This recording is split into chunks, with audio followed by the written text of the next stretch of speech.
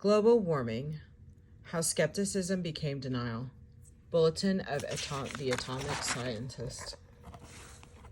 Global warming, how skepticism became denial by Spencer Weart.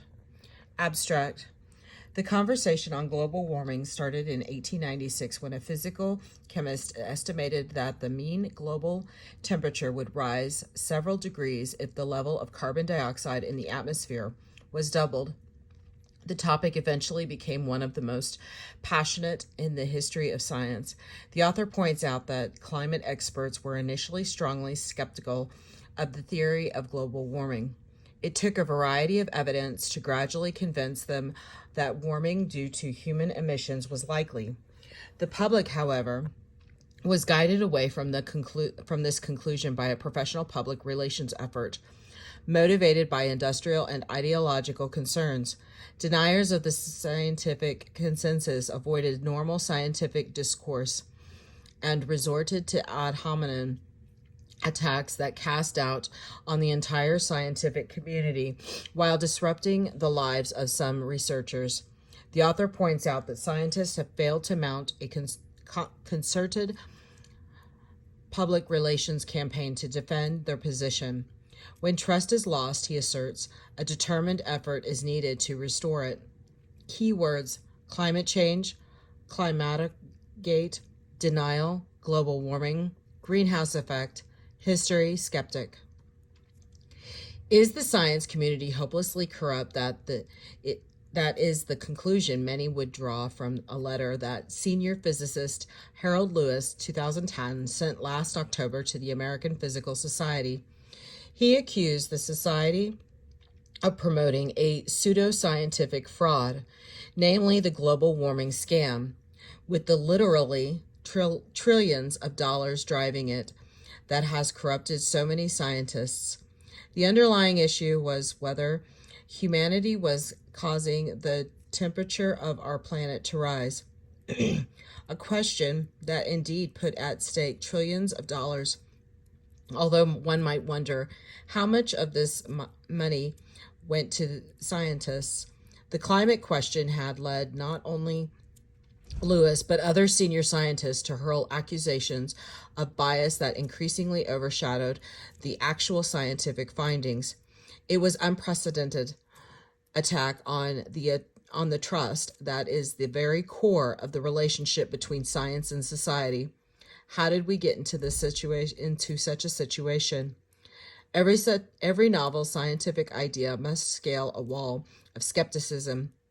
First, it must overcome the resistance of scientists who found the older ideas plausible. Changing the consensus of experts is only a beginning. However, the public has yet to be convinced. That may never be completed if the new idea contradicts widely cherished assumptions about the natural world. There is yet another barrier if the idea seems to attack established interests such as a religion or an industry. Then doubt is reinforced by denial. Concerted efforts to represent the scientific consensus as false. Nothing shows this process so clearly as the history of the idea that human emissions of greenhouse gases must inevitably produce a global warming. Beginning skepticism prevails. It took a century to accumulate enough evidence to convince climate experts that human activity would warm the planet. The starting point was a famous 1896 paper written by the Swedish physical chemist Svante Arrhenius. He estimated that doubling the level of carbon dioxide in the atmosphere would raise the mean global temperature by several degrees. At the time that Arrhenius' paper was published, there were many theories about what forces regulate climate, and to those few scientists who paid attention to such theories, the level of carbon dioxide seemed as plausible as any. To be sure, Arrhenius' calculation had omitted many crucial effects. For example, a warmer atmosphere would carry more moisture, and wouldn't that make for more clouds, which would reflect more sunlight and thus counteract the additional carbon dioxide. Thus, from the outset, strong skepticism ruled the field, as is normal among scientists. For full history and references, see Weart, 2008. The initial skepticism changed to outright rejection in 1900. New experiments seemed to show that the part of the infrared spectrum that carbon dioxide affected was saturated. That is, the carbon dioxide and water vapor that were already in the atmosphere blocked radiation so thoroughly that adding more gas could make no difference. Henceforth, most scientists considered Arrhenius's idea decisively refuted. But there was a flaw. In this refutation, the greenhouse effect acts most crucially high in the atmosphere, where additional traces of carbon dioxide and water vapor both make a big difference. As they intercept radiation, however, decades passed before this flaw was recognized. After all, there were other reasons to reject a prediction of global warming. In particular, nearly all of the carbon dioxide in the terrestrial system is dissolved in the massive oceans, which hold 50 times more carbon than the atmosphere does. Thus, whatever gas humans added to the atmosphere would sink into the deeps. That argument reflected deeply held beliefs about the natural world. The vast climate system of atmosphere, ocean, rock, and ice was self-regulating, maintaining its temperature and chemical composition over millennia. This grand equilibrium seemed far beyond anything mere humans could affect.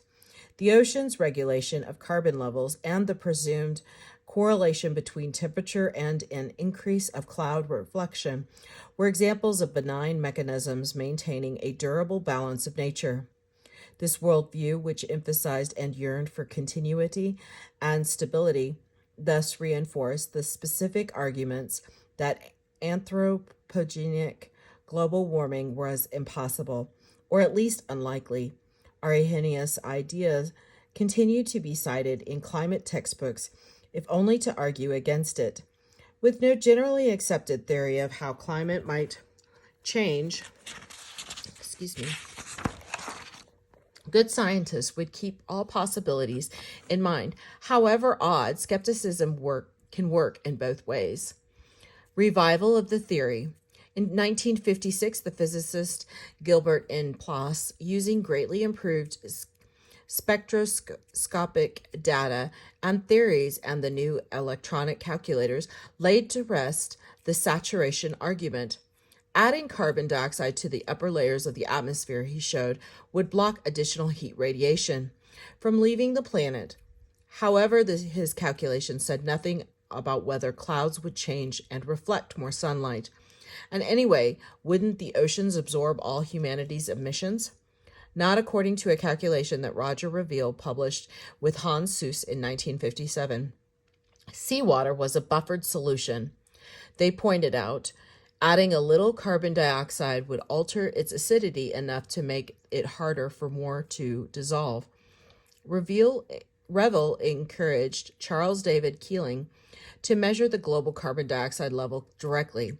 After barely 2 years of work, Keeling announced in 1960 that the level was indeed rising.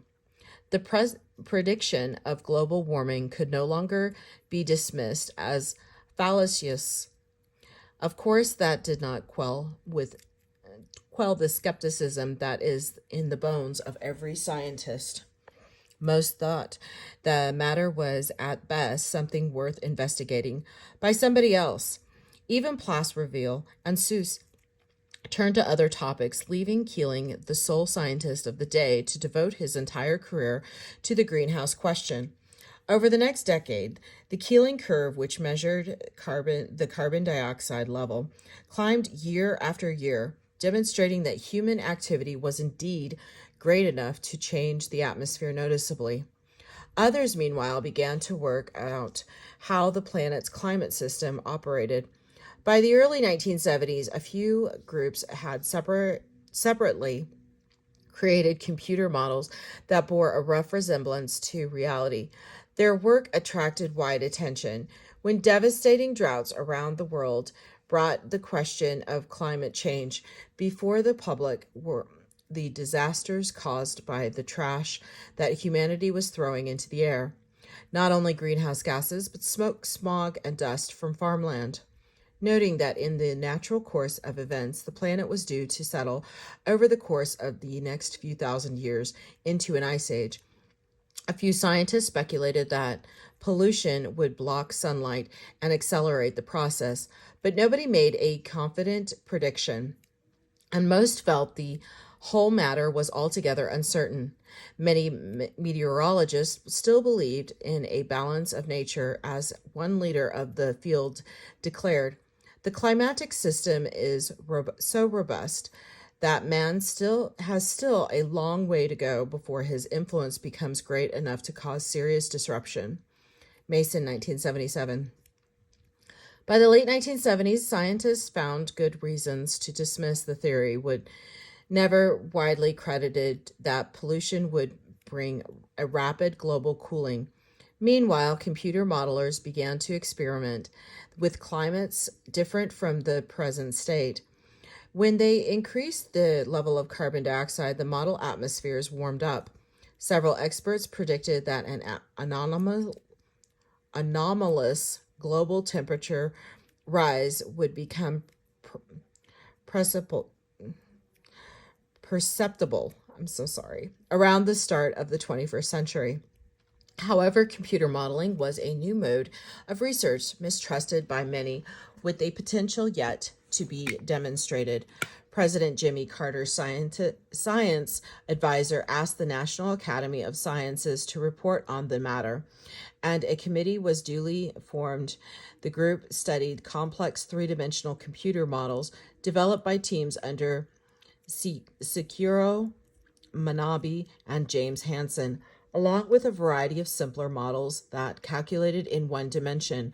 For example, averaging the atmosphere over all latitudes and longitudes. All the models warmed up from 1 to several degrees Celsius when the carbon dioxide level was doubled.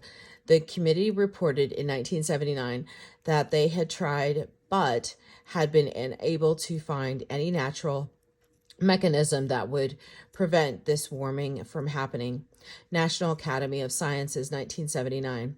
Academy reports are typically so careful and conservative that they are thought to represent a consensus of the scientific community.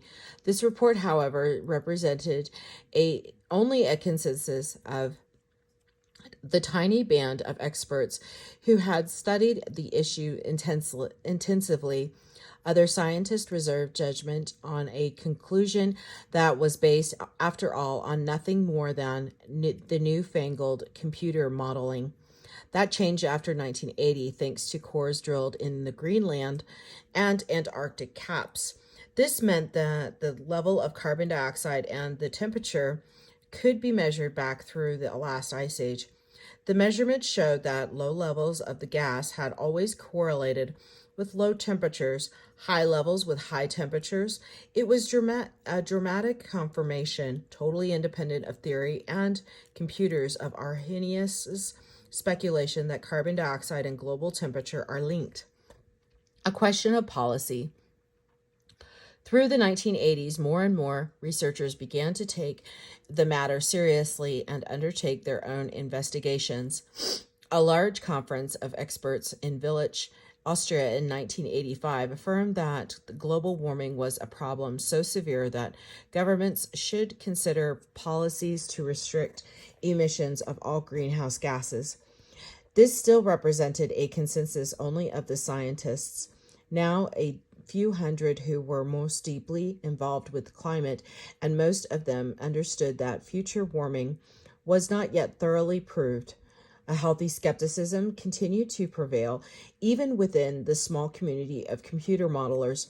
Yet all but a few could agree that an anthropogenic global warming, while not certain, was a serious risk and ought to be addressed. Meanwhile, as predicted, the mean global temperature was rapidly rising and in a pattern that pointed straight at the greenhouse effect. In 1988, a major international conference of scientists in Toronto concluded that anthropogenic climate change posed a major risk for the security of many nations. Sea levels would rise, uprooting millions of refugees. Heat waves would harm agriculture and perhaps bring famines. The damage might provoke deadly conflicts. The conference report called on the world's governments to set specific targets for rapidly reducing greenhouse gas emissions. That same summer saw another series of severe droughts and other dismaying climate news, culminating in Hansen's widely publicized claim that it was virtually certain that global warming was underway. A poll taken at this time found that more than half of American adults had heard or read about the greenhouse effect, a remarkably high level of scientific phenomena. Most of these citizens thought they would live to see climate changes. Other polls found that a majority felt the greenhouse effect was very serious or extremely serious. Fewer than one-fifth said they worried not at all about global warming or expressed no opinion. In short, by 1989, the scientific community had formed a rough consensus, which the public knew and largely accepted, as with many surprising scientific findings. A few experts dissented, but out of everything published on climate change in the peer-reviewed scientific literature, hardly any articles denied that it was likely. Orseca's 2004, The Establishment of Broad Agreement on Global Warming was not a revolution like some developments in geophysics, for example, plate tectonics, but it did overturn older assumptions that the climate was self-regulating and beyond human power to change. The adherents of this older model were not so much defeated as isolated and left behind by a steady, relentless accumulation of evidence. In response to this paradigm shift, politicians were pressed to adopt the appropriate policies, but the idea of the new taxes and regulations was anathema to the fossil fuels industries and their allies in other industries, whose profits might be lowered. The idea equally repelled people who, for ideological reasons, opposed for any government regulation, corporations, and wealthy individuals already had experience in developing mechanisms to influence the public on such issues. Conservative think tanks and corporate publicists had worked out tactics in battles over the health effects of cigarettes, chemical pesticides, and other issues involving science, money, and ideology. Their basic strategy was to create doubt. It was not necessary to disprove the scientific consensus. It would suffice to raise enough questions to convince the public that there was no consensus. Hagen and Littlemore, 2009, Michaels, 2008, Orsekas, and Conway, 2010. In 1989, one of these conservative institutions, the George C. Marshall Institute, issued an anonymously authored report attacking the consensus view on climate change. Endorsed by Frederick Seitz, an aging but still respected physicist with no background in meteorology, the report skillfully presented a variety of skeptical arguments. The arguments were taken up by the Global Climate Coalition, which was formed in 1989 by major fossil fuel and other industrial corporations. Over the following decades, the coalition and other organizations would spend tens of millions of dollars supporting lectures and writings by a few skeptical scientists, producing slick publications and videos that were sent to journalists and advertising directly to the public. The criticism fit well with the visceral distrust of environmentalism that right-wing political commentators were propagating. The political dimension was stressed by conservative institutions such as the Cato Institute, Competitive Enterprise Institute, Heritage Foundation, and many others. They sponsored pamphlets, press releases, public lectures, and books, all arguing that claims of global warming were a, quote, scare tactic worked up by selfish purposes by power-seeking bureaucrats and radicals. Nobody needed to worry about global warming, for it was all nothing but junk science. Jacques E. Thiel, 2008, McWright and Dunlap, 2003, Ora Seckers and Conway, 2010, Union of Concerned Scientists, 2007. Many journalists presented the issue as if it were a quarrel between two comparable groups of scientists. A study of U.S. newspapers found that through 1994, climate scientists, who were highly respected by their peers, were cited substantially more often than the skeptics associated with the conservative think tanks.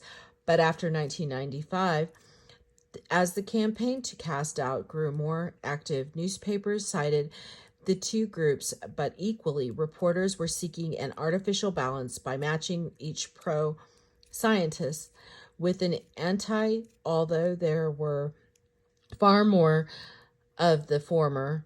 Boykoff and Boykoff, 2004, McWright and Dunlap, 2000.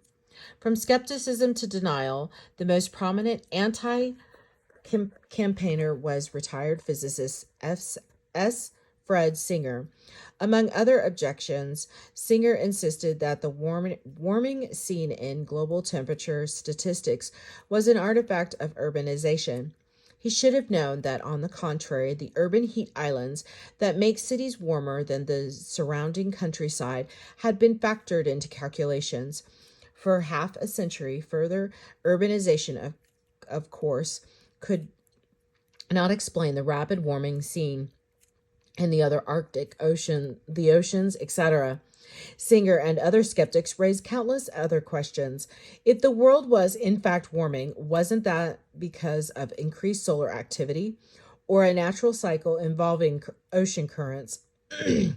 It would take 100 pages to detail the arguments. All were carefully considered by climate scientists and definitively answered. But the refutations did not silence the small band of skeptics, nor the conservative and corporate publicists who drew on these efforts. Since people like Singer were highly selective in their use of data and appeared to draw important personal financial support from conservative foundations and fossil fuel corporations, many of their opponents felt they were merely liars for hire. However, what appears to be deliberate cherry-picking of data may be an extreme case of cognitive bias, a phenomenon well known in science as in daily life. This means that when people with a strong conviction are presented with a variety of information, they will cling to the parts that confirm their bias and ignore or reject as unreliable everything else. Another force at work is cognitive dissonance.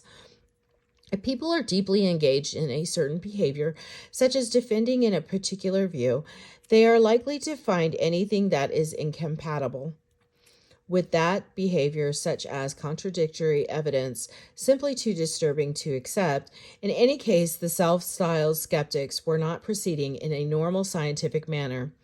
Scientists continually test their beliefs, seeking out all possible contrary arguments and evidence, and finally publish their findings in peer-reviewed journals. Where further attempts at refutation are encouraged, but the small group of scientists who opposed the consensus on warming proceeded in the manner of lawyers, considering nothing that would not bolster their case, and publishing mostly in pamphlets, books, and newspapers, supported by conservative interests. At some point, they were no longer skeptics, people who would try to see every side of a case, but deniers, that is, people whose only interest was in casting doubt upon what other scientists agreed was true.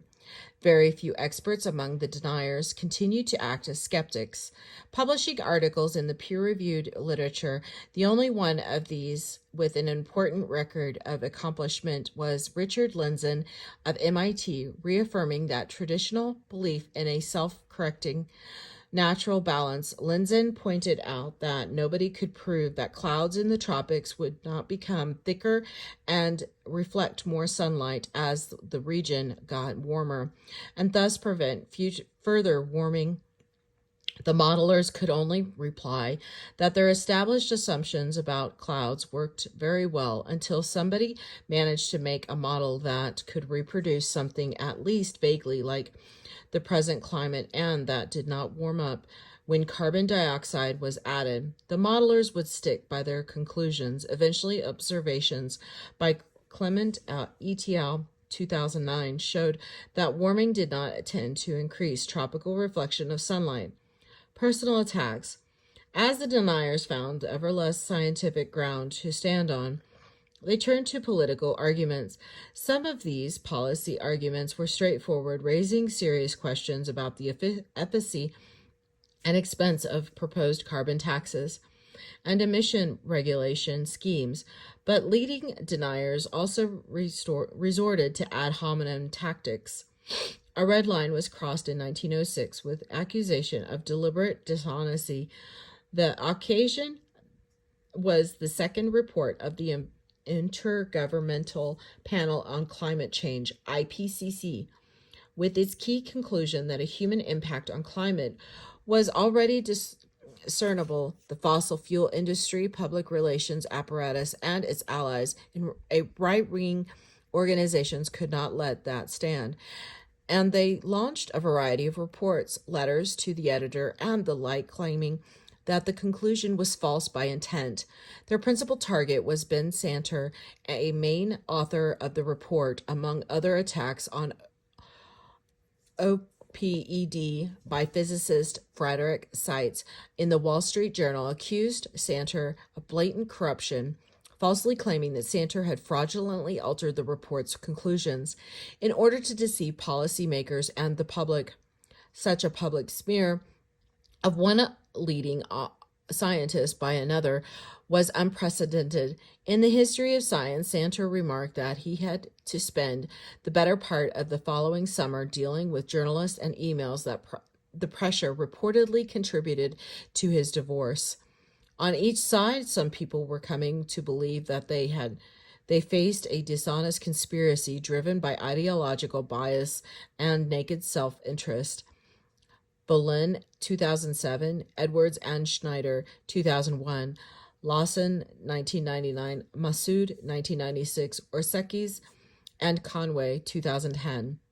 Santer, 2010, Seitz, 1996, Stevens, 1999. This battle even found its way into popular culture when Michael Crichton's State of Fear became a best-selling thriller in 2004. The plot revolved around a fantasy that fear of global warming was a deception propagated by evil conspirators and their dupes. Crichton played upon a theme popular on the right wing. The scientific establishment was arrogant and untrustworthy, corrupted by a lust for fame and political power on behalf of liberalism.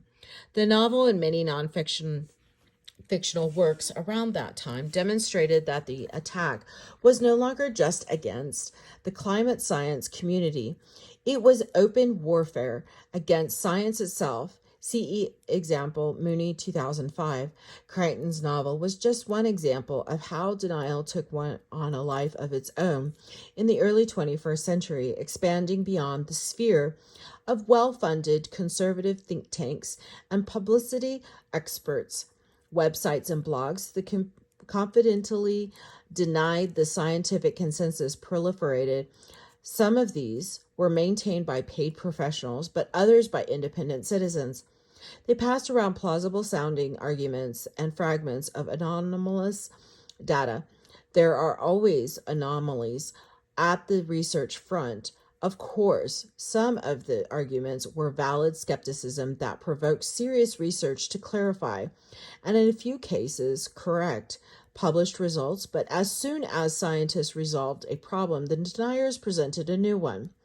Meanwhile, what we may call zombie arguments, unquote, dead arguments raised from their graves, survived among the web's countless niches. The old claims that the carbon dioxide spectra was saturated that urban heat explained the observed global warming, and 100 others, long since refuted, kept convincing novice readers that claims of global warming were nonsense. The deniers constructed that one observer called an alternative universe, unquote, where basic findings of mainstream science are rejected or ignored, unquote. Rudiman, 2005. Consequences. Personal attacks proliferated. Leading researchers were assaulted with countless questions and demands for information, often disingenuous, and even investigations and lawsuits. They were insulted, slandered, and sent so many death threats that some had to take security measures. The only comparable case in science was the vilification and threats showered on prominent defenders of Darwin's theory of evolution. Even that did not reach the broad scale and public prominence of the attacks, not only on individuals, but on the community of climate scientists as a whole. Some leading climate scientists found a large part of their time had to be spent on not doing research as they would have preferred, but responding to attacks and denial.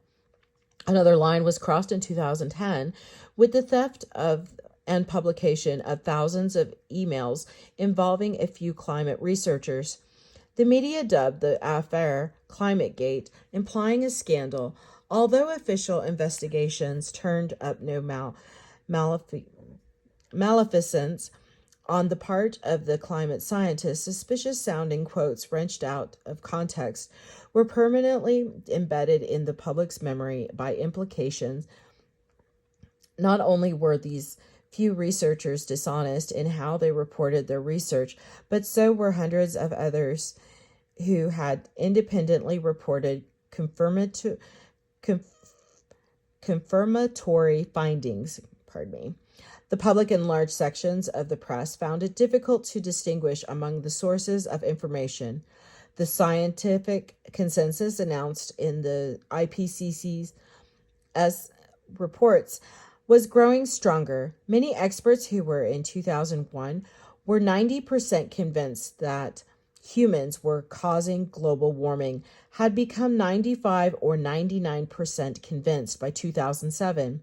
Every scientist, even perennial skeptics, agreed at least that the world had grown significantly warmer since the 1960s. Yet more than a third of the American public now believe that most scientists are unsure about whether global warming is occurring or not. Unquote.